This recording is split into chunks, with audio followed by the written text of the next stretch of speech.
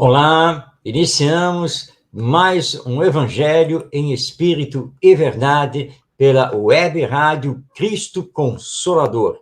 Que Jesus, nosso Mestre, a todos nos abençoe, em especial a você que está nos acompanhando através do Facebook e do YouTube. Nosso programa vai ao ar toda quinta-feira, às 5 da tarde, pelos canais da Web Rádio Cristo Consolador. Estamos aqui ao vivo e você pode, portanto, participar. Envie sua mensagem, faça sua pergunta, dê seu alô para nós. Aqui teremos o maior prazer em poder responder, em poder colocar aqui na nossa tela a sua participação.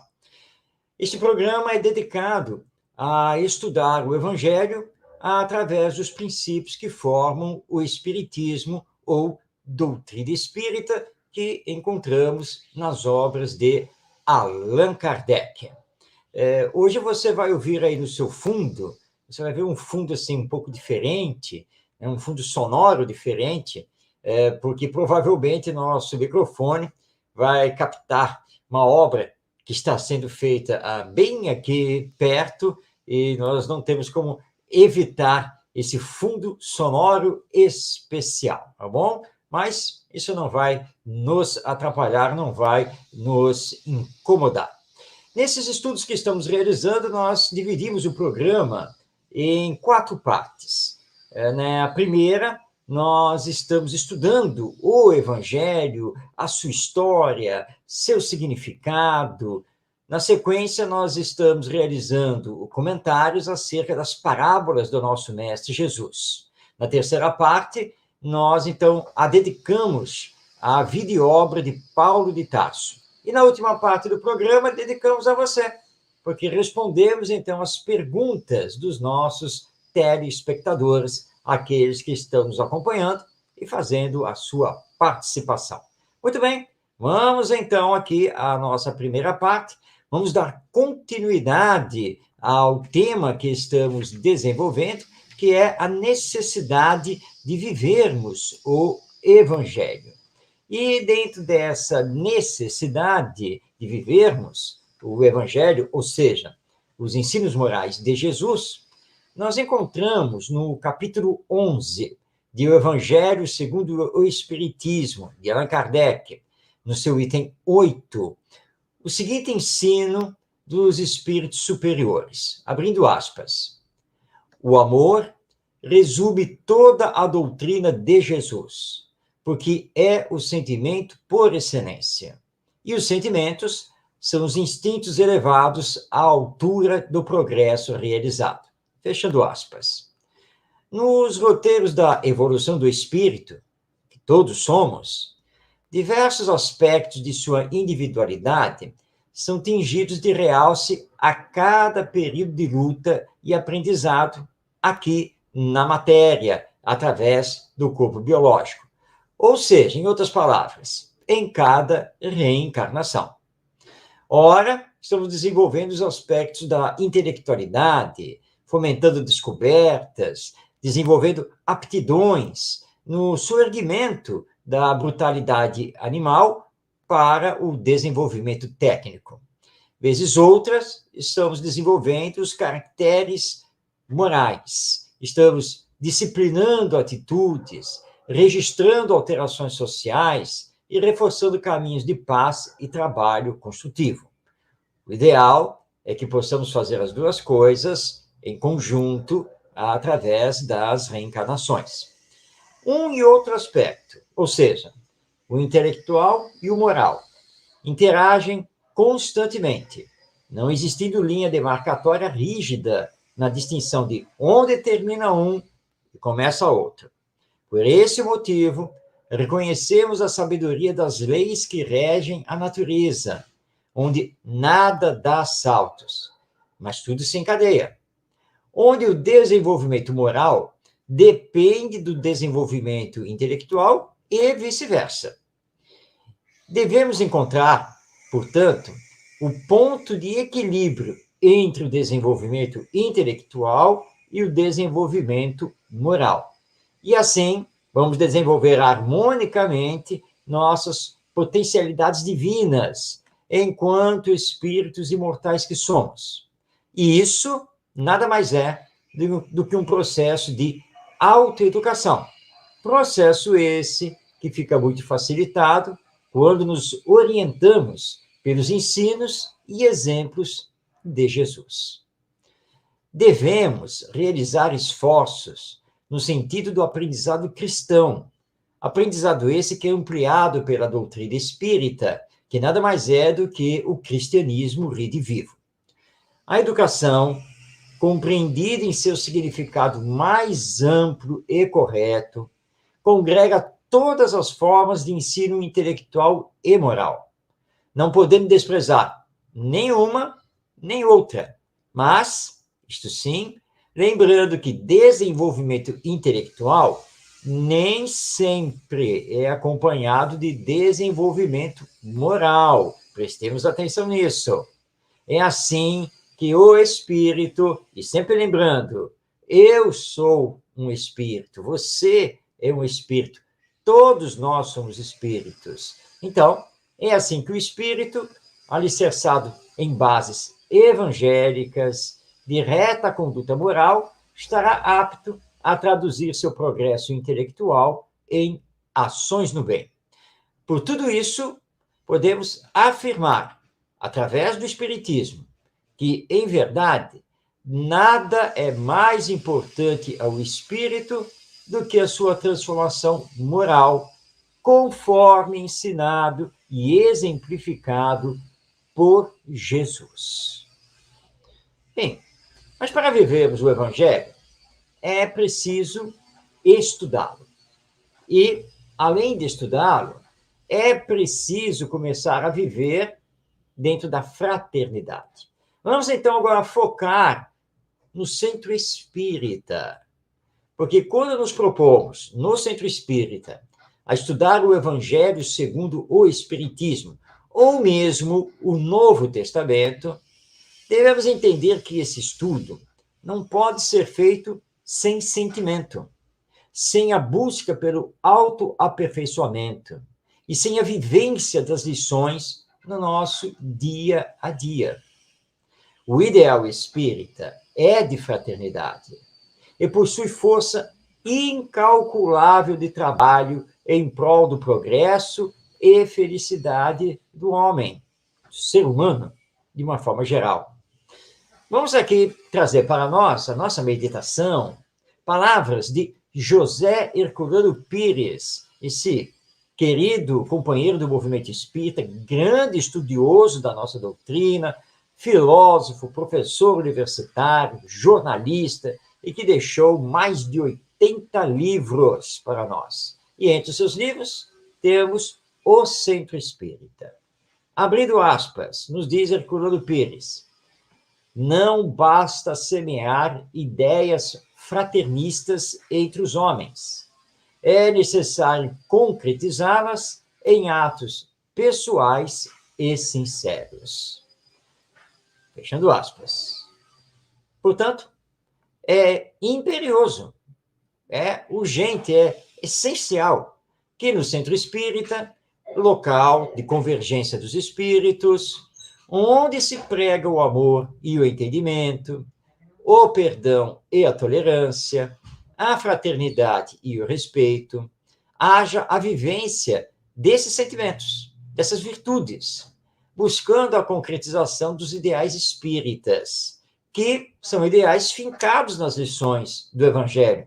Daí o Espiritismo ser uma doutrina cristã, dentro do seu principal núcleo constituído, que é o centro espírita. Mas ainda para nossa reflexão, vamos trazer aqui palavras do conhecido médium e orador espírita Divaldo Pereira Franco. Palavras dele no livro Novos Rumos para o Centro Espírita. Vamos abrir aspas. Que se comece pelo ardor, logo o amor, preparando-se pela qualificação para servir bem. Comecemos a sentir o problema do próximo E a melhor maneira de senti-lo é colocar-se no seu lugar, fazendo por ele o que gostaria que lhe fosse feito. Com esse exercício, nasce uma onda de ternura, um sentimento de solidariedade. E, a partir daí, começa-se a dizer: meu Deus, eu sou gente, eu sou uma célula do organismo universal, a sociedade caminha na minha vida. Fechando aspas, essas são as palavras de Divaldo Pereira Franco, interpretando o item humanizar, proposto por Joana de Ângeles, sua benfeitora espiritual. E vamos aqui, então, fazer um parênteses para lembrar que Joana de Ângeles nos oferta um tripé daquilo que precisamos realizar no centro espírita e, claro, na nossa própria vida. Esse tripé é o seguinte: qualificar, humanizar, espiritizar. E as palavras do Divaldo Franco se referem mais especificamente ao humanizar. Ou seja, tudo realizar com amor, com sentimento, colocando-se no lugar do outro para sentir seus dramas e suas alegrias, e desejando a ele o que desejamos que ele nos faça. Com isso, no centro espírita, na nossa vida pessoal, na nossa vida familiar, teremos o término das fofocas, das intrigas, dos ciúmes, dos personalismos, dos achismos, da centralização do poder, dos melindres e tantos outros males que fazem estragos consideráveis na nossa vida e na seara espírita. Portanto, trabalhar as relações interpessoais, mergulhando-as no amor, para vivenciar a fraternidade. Saber conviver com as diferenças através do diálogo construtivo. É assim, com sentimento, com interação fraternal, com dinamismo, que o estudo do Evangelho, segundo o Espiritismo, ou do Novo Testamento, deve ser realizado no centro espírita. E aí teremos condições plenas de praticar. E não ficarmos apenas e tão somente na teoria, que é um grande perigo, porque quando ficamos na teoria, podemos ficar num terreno estéril. E espiritismo é vida. Espiritismo é cristianismo redivivo. Portanto, o espiritismo requer a vivência do Evangelho em todas as circunstâncias da nossa vida. Assim, nós terminamos a abordagem desse tema sobre a necessidade de vivermos o Evangelho. A partir da próxima edição do nosso programa, nós vamos estudar a aplicação do Evangelho. Ou seja, nós vamos ver o Evangelho aplicado.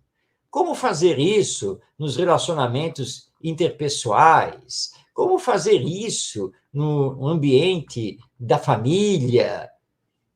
Como fazer isso do centro espírita? Na sociedade, de uma forma geral? Tudo isso nós vamos assistir, vamos ver, vamos estudar na próxima edição do nosso programa, próxima quinta-feira, às 5 da tarde. Para você que está chegando agora, você já deve aí ter percebido que tem um fundo sonoro diferente aqui na nossa transmissão. É que nós estamos aqui colados a uma obra e eles estão trabalhando ainda e nós não temos como evitar esse som da obra vazando aqui no nosso estúdio caseiro. Então, estamos fazendo o programa e, ao mesmo tempo, acompanhados por um fundo musical. Ele é diferente, claro, mas não vamos ligar muito para ele e vamos tentar nos concentrar aqui no conteúdo do nosso programa. E, aliás, você já fez a sua participação? Estamos aqui esperando a sua mensagem através do YouTube e do Facebook. Envie aí sua mensagem. Enquanto isso, vamos agora, então, ao estudo das parábolas do nosso Mestre Jesus. Nós estudamos, no programa passado, a parábola do tesouro escondido. Hoje, nós vamos estudar a parábola da pérola. Essas duas parábolas são muito parecidas no seu ensino moral, naquilo que elas querem nos dizer. Mas vamos conhecer essa parábola, que está transcrita pelo evangelista Mateus, no seu capítulo 13, versículos 45 e 46. A parábola é a seguinte: o reino dos céus é semelhante a um negociante que buscava boas pérolas. E, tendo achado uma de grande valor, foi vender tudo o que possuía e a comprou. Então, essa é a parábola da pérola, onde Jesus está comparando o reino dos céus a uma pérola preciosa, uma pérola de grande valor. Tanto que o comprador, aqui, o negociante, se desfez de tudo para poder adquirir essa pérola. Bom, essa parábola tem um significado muito grande, muito profundo para nós entendermos. Um negociante está sempre à procura do melhor negócio, não é mesmo? E neste caso aqui, é um comprador e vendedor de pérolas. E ele, então, está no mercado e encontra uma pérola que, pelos seus cálculos, tem um valor muito, mas muito grande.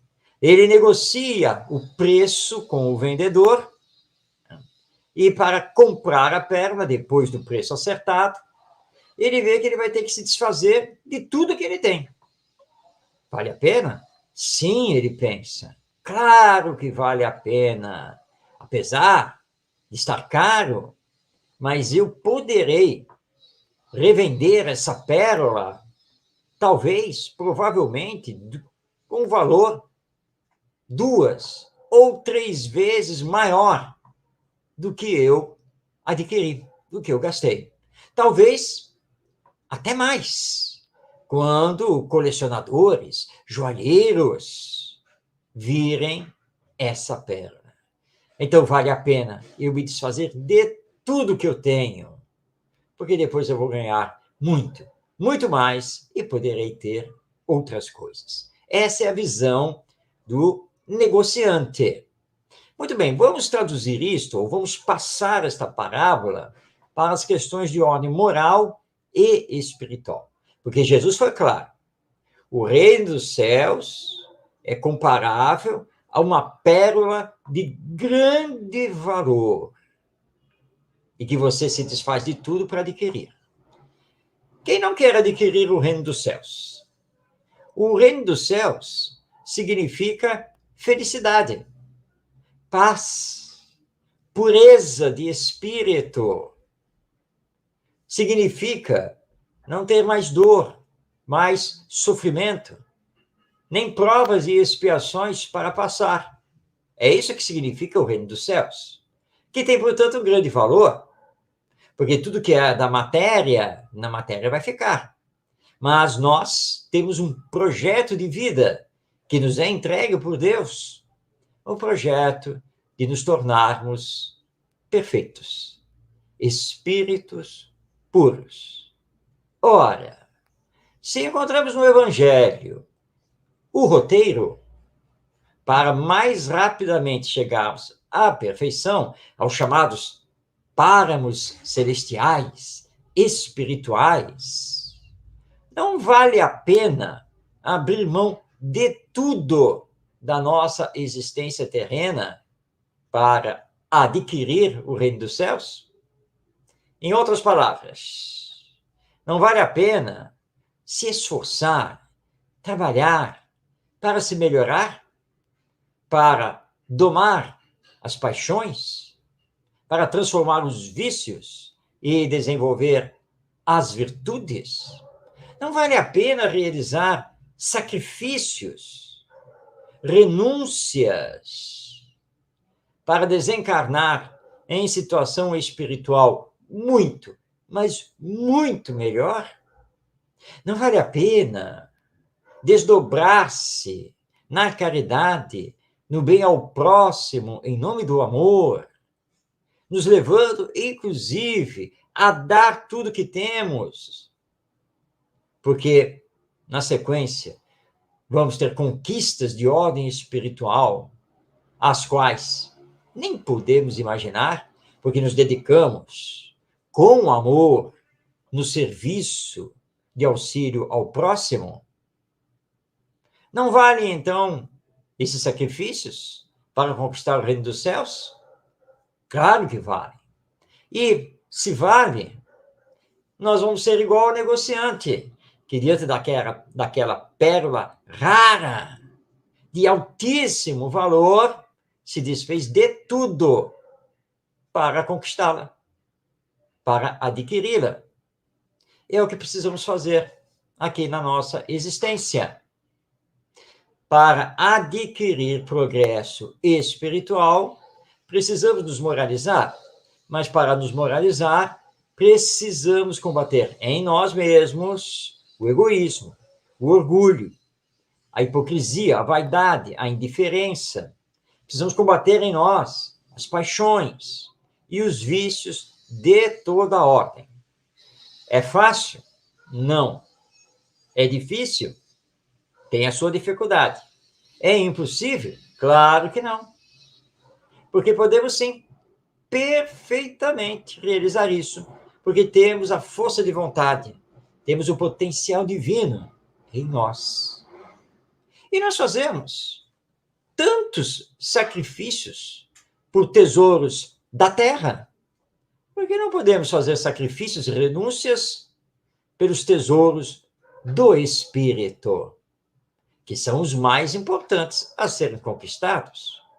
Quantas e quantas vezes nós trabalhamos dobrado, triplicado, almejando uma conquista lá na frente, e realizamos diversos sacrifícios existenciais para alcançar esse objetivo.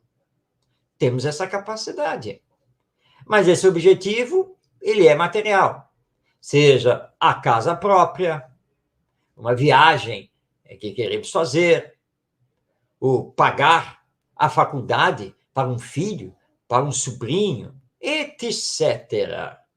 Quantos sacrifícios não somos capazes de realizar para alcançar determinado objetivo material na nossa existência? Agora, é uma questão de canalizar todas essas forças, todo esse potencial para conquistas espirituais. Ah, mas é mais fácil o sacrifício material do que o moral. Bem, isso é uma distorção ótica, porque, na verdade, o sacrifício moral não é exatamente um sacrifício. É transformação de si para o seu bem. E aí, então, você vai combater o egoísmo, colocando no lugar dele a caridade.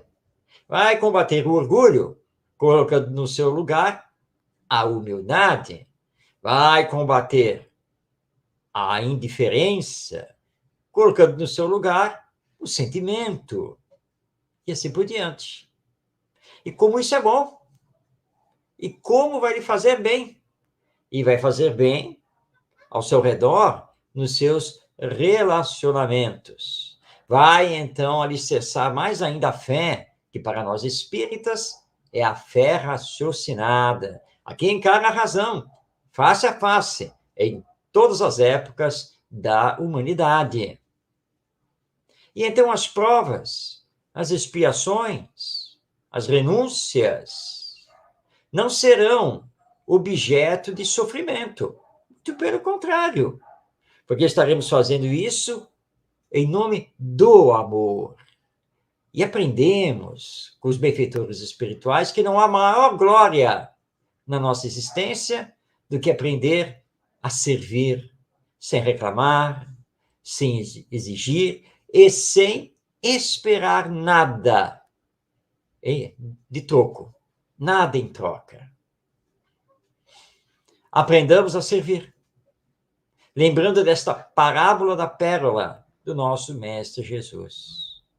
Não vale a pena, então, renunciar às questões morais que nos viciam, paixões, vícios, egoísmo, orgulho, para conquistar, em definitivo, o reino dos céus? Precisamos meditar profundamente sobre isso. E nós encontramos um estudo a respeito da parábola da pérola em Kaivar Schutel, esse valoroso, dinâmico, trabalhador do movimento espírita do final do século XIX e início do século XX, lá em Matão, no estado de São Paulo, e ele nos deixou, entre suas várias obras, o livro Parábolas e Ensinos de Jesus. E ele lembra que o reino dos céus, nos tempos atuais, é incompatível com o reino do mundo. Para a aquisição da pérola, o homem vendeu tudo o que possuía. Para a aquisição da pérola do reino dos céus, o homem precisa vender o reino do mundo. No reino do mundo, e há reino dos céus, ou melhor dizendo, há reino do mundo e há reino dos céus.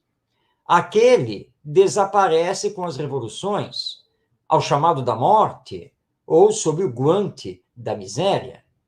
O reino dos céus permanece na alma daquele que souber possuí-lo. Nós sabemos possuir o reino dos céus? Se tivermos muito amor ao próximo, se estivermos sempre na ação da caridade, do bem, a resposta é sim. Do contrário, a resposta será não, porque estaremos mais no reino do mundo do que, de fato, no reino dos céus, que pode ser conquistado aqui e agora, e só depende de nós, da nossa movimentação para essa conquista. E o Espiritismo é claro ao nos dizer que sempre, perante a lei divina, assumimos as consequências das nossas escolhas, da caminhada que fazemos. Isso é da lei. Ninguém escapa disso. Então, pegando esta parábola de Jesus, vamos deixar aqui uma pergunta para todos nós. Os seus esforços estão sendo para conquistar as coisas do reino do mundo ou para conquistar o reino dos céus? Vamos pensar sobre isso? Vamos? Com bastante profundidade. O mundo está precisando de amor. A sociedade humana está precisando de bons exemplos de espiritualização. Que reino nós estamos trabalhando para conquistar? No próximo programa, nós vamos dar continuidade a este estudo sobre as parábolas do nosso Mestre Jesus e vamos trazer para nossa compreensão a parábola da rede. Próximo programa, você já está convidado, às 5 da tarde, em transmissão pelo Facebook e pelo YouTube da Web Rádio Cristo Consolador. Mas chegamos à metade já do nosso programa e, portanto, é a terceira parte. E nessa terceira parte, nós nos dedicamos a estudar a vida e obra de Paulo de Tarso, esse grande evangelista, um homem que marcou o cristianismo em todas as suas épocas e que foi muito importante no início da divulgação do Evangelho. Nós vimos que Paulo, já chegando ao final da sua terceira viagem, ele foi preso lá em Jerusalém.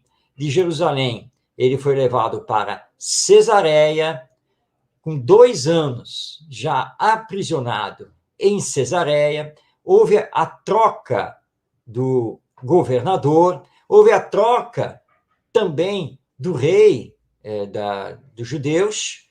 Então, nós temos agora Festo, que está à frente do governo romano, e Herodes Antipas II, que está à frente do Estado de Israel.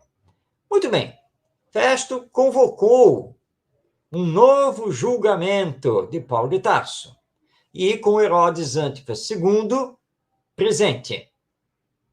E eles ouvem Paulo de Tarso e ficam maravilhados com a sua palavra, com a sua pregação. Todos os presentes, inclusive as esposas, todo mundo fica maravilhado. Mas Herodes, ele então conversa com Paulo e diz então que talvez Paulo tivesse querendo o persuadir para que fosse cristão. Herodes Agripa, ele então ficou um pouco balançado, mas Paulo não se deu por vencido e vai então continuar a sua palavra. E nós estamos acompanhando aqui o estudo realizado por Rui Kremer no livro Paulo, um Homem em Cristo, e que é uma obra lançada pela Federação Espírita Brasileira. Então, o apóstolo não se deu por vencido e revidou: provera a Deus que, ou por pouco ou por muito, não somente tu, mas também todos quantos hoje me estão ouvindo, se tornassem tais qual eu sou, exceto estas cadeias. Isso está lá em Atos dos Apóstolos, no capítulo 26, versículos 24 a 29. Pórcio Festo, o governador romano, percebendo que o rei estava muito perturbado, determinou fosse o prisioneiro recolhido, a todos convidando para a refeição. Várias pessoas, sobretudo Berenice, intervieram a favor do apóstolo, nada vendo nele passível de punição. Assim também pensava Festo, que se manteve, contudo, fiel ao espírito das leis. Até Agripa, segundo Atos dos Apóstolos, capítulo 26, versículo 32, expressou seu parecer. Bem podia soltar-se este homem, se não houvera apelado para César. Antes de continuarmos aqui, nós vamos receber da mensagem da Kátia Pereira. Muito obrigada pelas reflexões. E nós aqui agradecemos por você estar aí nos acompanhando e também nos apoiando. Vamos continuar, então, o que vai acontecer com Paulo de Tarso, novamente recolhido à prisão. Com a preciosa colaboração de Herodes Agripa, foi preparada a carta de justificação com que o prisioneiro deveria apresentar-se à autoridade competente na capital imperial, ou seja, em Roma. Foram infrutíferas as tentativas para encontrar uma saída que evitasse a viagem de Paulo a Roma.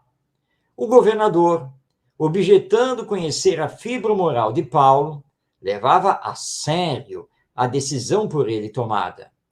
Por outro lado, extremamente zeloso no cumprimento das posturas legais, não quis afrontá-las com ilegalidades, determinando que o processo tivesse seu curso normal.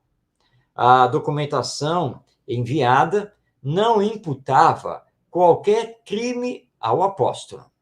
Apenas colocava a questão como uma divergência com as tradições do judaísmo.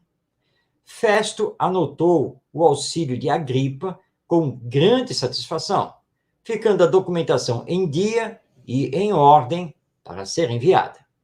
O embarque do prisioneiro poderia ser feito a qualquer momento. O apóstolo recebeu a notícia de sua próxima partida com muita serenidade. Pediu a Lucas a avisasse a igreja de Jerusalém, assim como a de Sidon, onde certamente escalaria a embarcação para o recebimento de novos passageiros. Inúmeros companheiros de Cesareia foram mobilizados para levar as mensagens de Paulo a todas as comunidades. Lucas, Timóteo e Aristarco decidiram também seguir para Roma. Dentro de alguns dias, o centurião Júlio, com escolta, veio buscar o prisioneiro para o início da viagem que seria tão tormentosa. Júlio, que tinha plenos poderes com os prisioneiros, tomado de simpatia e respeito pelo apóstolo, determinou embarcar-se ele desalgemado, em contraste com outros prisioneiros. O tecelão embarcava apoiado no braço do amigo Lucas, ensimesmado em inúmeras reflexões e com o pensamento voltado para as mais altas aspirações. Grande foi sua surpresa quando viu a compacta multidão que o esperava na extensa praça fronteira ao porto. Leiamos, com emoção, a descrição da cena, conforme feita por Emmanuel, no livro Paulo e Estevão, esse romance magnífico da psicografia do médium Chico Xavier. Abrindo aspas, agora nós vamos passar a palavra a Emmanuel. Filas de velhos, de jovens e crianças, aglomeraram-se junto dele, a poucos metros da praia. À frente, Tiago, alquebrado e velhinho, vindo de Jerusalém com grande sacrifício para trazer-lhe o ósculo fraternal. O ardente defensor da gentilidade não conseguiu dominar a emoção. Bandos de crianças atiraram-lhe flores. O filho de Alfeu, reconhecendo a nobreza daquele espírito heróico, tomou-lhe a destra e beijou-a com efusão. Ali estava com todos os cristãos de Jerusalém, em condições de fazer a viagem. Ali estavam confrades de Jope, de Lida, de Antípatris, de todos os quadrantes provinciais. As crianças da gentilidade uniam-se aos pequeninos judeus que saudavam carinhosamente o apóstolo prisioneiro. Subitamente, recordou a velha cena da prisão de Pedro, quando ele, Paulo, arvorado em verdugo dos discípulos do Evangelho, visitara a igreja de Jerusalém, chefiando uma expedição punitiva. Aqueles carinhos do povo lhe falavam brandamente a alma. Significavam que já não era o algoz implacável que, até então, não pudera compreender a misericórdia divina. Traduziam a quitação do seu débito com a alma do povo. De consciência um tanto aliviada, recordou-se de Abigail e começou a chorar. Sentia-se ali como no seio dos filhos do Calvário, que o abraçavam reconhecidos. Aqueles mendigos, aqueles aleijados, aquelas criancinhas eram a sua família. Naquele inesquecível minuto da sua vida, sentia-se plenamente identificado no ritmo da harmonia universal. Brisas suaves, de mundos diferentes, balsamizavam-lhe a alma, como se houvesse atingido uma região divina depois de vencer grande batalha. Pela primeira vez, alguns pequeninos chamaram-lhe pai. Inclinou-se com mais ternura para as criancinhas que o rodeavam. Interpretava todos os episódios daquela hora inolvidável como uma bênção de Jesus que o ligava a todos os seres. Fechando aspas, essa é a descrição que Emmanuel realiza dessa despedida de Paulo de Tarso da cidade de Cesareia para iniciar a viagem a Roma. Continua o nosso Rui Kremer. Júlio, o centurião, que a tudo testemunhava com os olhos úmidos, teve que dar o sinal de partida. O apóstolo a todos abraçou, endereçando-lhes comovente despedida, após o que, tomando o braço de Lucas, rumou para a embarcação. A compacta multidão não se afastava da praia, acompanhando as manobras do barco até que se afastasse. Os companheiros de Paulo estavam profundamente comovidos. Lucas chegou a afirmar que nada, até então, lhe havia falado tão profundamente ao coração. Paulo continuava fitando o casario de Cesareia, que se apequenava no horizonte. A embarcação afastava-se suavemente da costa. Por longas horas, o apóstolo deixou-se ficar, meditando o passado que lhe surgia aos olhos espirituais, qual imenso crepúsculo. Por longas horas, o apóstolo deixou-se ficar, meditando o passado que lhe surgia aos olhos espirituais, qual imenso crepúsculo. Mergulhado nas reminiscências entrecortadas de preces a Jesus, ali permaneceu, em significativo silêncio, até que começaram a brilhar as primeiras luzes da noite no firmamento. O navio em que viajavam era de Adramítio, na Mísia, e aquela cidade era o seu destino. Fez sua primeira escala em Sidon, onde se renovaram as tocantes cenas já vividas em Cesareia. A partir daí, a viagem oferecia ao apóstolo paisagens que lhe eram muito caras ao coração. Depois de rentear a Fenícia, surgiram as linhas da ilha de Chipre, de tão gratas recordações. Nas proximidades de Panfilha, desenharam-se na tela de sua memória as peripécias vividas em sua primeira viagem missionária. Com a chegada ao porto de Mira, na Lícia, estava cumprida a primeira etapa da viagem. Em Mira, se transladaram para o navio alexandrino, que seguia para a Itália, enquanto o navio adramitino rumava para seu destino. Eis então parte da viagem de Paulo de Tarso rumo a Roma, a capital do Império, onde ele vai então ser novamente julgado. Mas calma, ele ainda não chegou em Roma. Ele está em meio à viagem.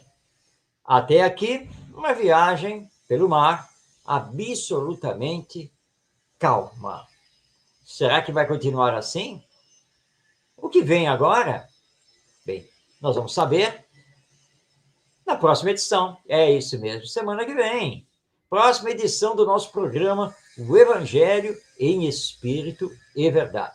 E você que está aí nos acompanhando, não se preocupe com esse ruído de fundo, com esse som especial que temos hoje no nosso programa, que é uma trilha sonora de uma obra que está exatamente aqui ao nosso lado. Mas chegamos agora à última parte do programa. E esta parte do programa é dedicada a você. Você que envia sua mensagem através do Facebook ou do YouTube, aqui que são os canais de transmissão da Web Rádio Cristo Consolador, você que envia particularmente pelo meu WhatsApp, enfim, nós vamos recebendo aqui as mensagens e vamos então selecionando aquilo que tem mais a ver com a proposta do nosso programa. E então essa última parte é reservada para principalmente responder perguntas que tenham a ver com o Evangelho e o Espiritismo. E nós então selecionamos uma indagação que nos foi entregue pela Alessandra Codetti. Ela é da cidade do Rio de Janeiro, a cidade de onde nós transmitimos. Aliás, antes de passarmos aqui para a Alessandra Codetti, eu estou vendo aqui que estamos recebendo uma nova mensagem da Cátia Pereira. Ela está dizendo: estarei aqui semana que vem. É minha primeira vez, estou gostando muito, vou divulgar.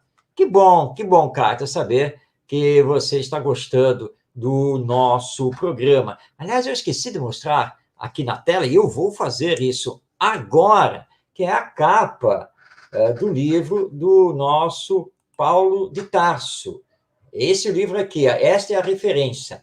Paulo, um homem em Cristo, do Rui Kremer, publicação da FEB Editora, a Federação Espírita Brasileira. Muito bem, então, vamos continuar. Então, vamos agora saber qual é a pergunta da Alessandra Codetti.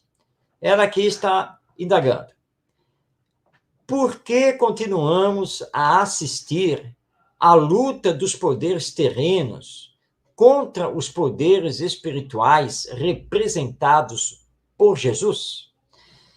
Alessandra, sua pergunta nos remete a reflexões importantes. À sua época, e nós já temos aqui mais de 2000 anos, nós assistimos os poderes terrenos, tanto religiosos quanto políticos, tudo fazerem para eliminar Jesus e as lições do Evangelho. A iniciar pelas perseguições do próprio judaísmo e, na sequência, as perseguições do Império Romano. Perseguições essas que só foram terminar no ano 325, quando definitivamente o cristianismo foi reconhecido como religião e passou, inclusive, a ser considerado a religião oficial do Império Romano. E, historicamente, nós temos assistido, ao longo do tempo, que, infelizmente, os poderes terrenos continuam a solapar os poderes espirituais. Aqui, na nossa época, nos dias de hoje, nós estamos assistindo isso. Interesses políticos, econômicos, empresariais e outros vêm sufocando a mensagem do Evangelho de todas as formas possíveis. Mas, Alessandra, você também reparou que, apesar de todas as perseguições, apesar de todo o materialismo, apesar de todos os ataques que o Evangelho sofreu e continua a sofrer, ele não para de se expandir e de orientar as nossas vidas? Porque o Evangelho é força divina, é força espiritual maior. Nós vamos compreender essas perseguições e esses ataques por conta do egoísmo e do orgulho do ser humano, que quer manter a sua zona de conforto, quer manter os seus vícios, suas paixões, seus prazeres totalmente ligados à matéria, ao corpo biológico. Mas aí veio o Espiritismo para nos afirmar e demonstrar que não somos o corpo e que esta existência terrena não é a existência definitiva. Nós somos o espírito ou alma. E a verdadeira vida é a espiritual, que reencontraremos após a morte, quando voltaremos à nossa realidade, que, aliás, nunca perdemos. Porque mesmo vinculados aqui ao corpo orgânico, nós temos faculdades psíquicas que nos elevam acima da matéria, acima dos 5 sentidos corporais. Então, nós compreendemos o porquê desses ataques. Porque o Evangelho, ele não é apenas teoria. O Evangelho é o amor na sua grandiosidade. O Evangelho é a solicitação para nos espiritualizarmos, para nos melhorarmos, para realizarmos a nossa transformação moral. E é claro que muitos que se comprazem nos vícios, nas paixões, e inclusive no mal, não querem essa luz. Não querem, na verdade, o poder espiritual, que ele predomine. Querem que os poderes terrenos consigam se manter. Por isso estamos assistindo uma luta ferrenha entre o bem e o mal, a luz e a treva na atualidade humana. Mas sabemos que o bem sairá vencedor, como sempre saiu. Sabemos que o nosso planeta deixará de ser o mundo de expiações e provas para ser o mundo de regeneração, que é o mundo onde o bem predomina sobre o mal. Mas não fiquemos esperando que isso parta dos outros. Precisa partir de nós mesmos. O poder terreno, ele pode ganhar algumas batalhas. Pode até dar a impressão de estar definitivamente vitorioso. Mas isso é um equívoco. É uma cortina de fumaça. O poder terreno jamais será maior que o poder espiritual. E a lei divina é de evolução, é de progresso. Podemos levar muito tempo para realizá-lo, mas o faremos, porque é da lei. Continuemos, portanto, a semear, a divulgar, a praticar o Evangelho elucidado, dinamizado, clareado pelo Espiritismo, com a mensagem da imortalidade da alma e da reencarnação. E não nos abalemos com essas conquistas aqui e ali dos poderes terrenos, porque sabemos que a vitória é do bem, é do amor, é da paz. A vitória é do Espírito, e é para isso que estamos trabalhando. Bem, chegamos ao final do nosso programa O Evangelho em Espírito e Verdade. Ele vai ao ar toda quinta-feira, ao vivo, a partir das 5 da tarde, pela Web Rádio Cristo Consolador, em transmissão nos seus canais, através do Facebook e do YouTube. Se você perdeu alguns dos nossos programas, calma. Acesse o YouTube, digite lá na busca Web Rádio Cristo Consolador. Você vai entrar no canal aqui da Web Rádio e vai lá na playlist, e na playlist você vai encontrar o programa O Evangelho em Espírito e Verdade, e lá estarão todos os vídeos, desde o número 1, para que você possa acompanhar os nossos estudos e a compreensão do Evangelho através do Espiritismo.